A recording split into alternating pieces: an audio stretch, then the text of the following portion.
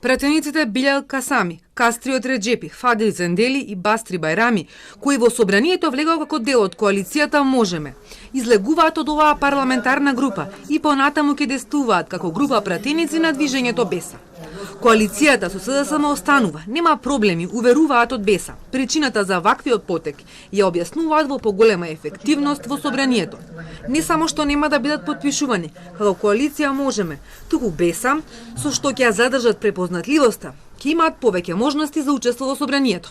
Не се работи за никакво отцепување, че коалицијата продолжува и се работа продолжува, но се работи за едно решение за да бидеме поефективни во нашето делување во собранието. Делувањето во парламентот има разни процедурални можности кога се делува како група на пратеници, како парламентарна група. Во моментот сме 4 пратеници, така да со ова делување ќе имаме можност на поефективно делување во собранието, значи што се однесува до процедуралните дискусии и така натаму и присуство на координации и така натаму.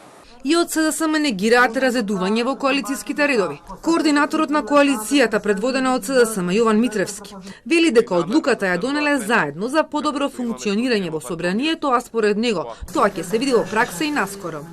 Нема никаков проблем во коалицијата.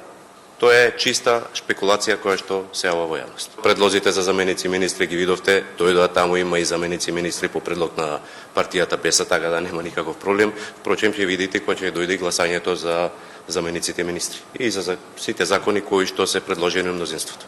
Со четворица пратеници Беса не може да формира пратеничка група во собранието, за што се потребни најмалку 5 народни избраници. Сепак Реджепи во разговор за Телма вели дека се отворени за 5 пратеник, со кого би формирале заедно пратеничка група. Дали разговараат со некого не ни открино, вели дека ако има нешто официјално ќе информираат.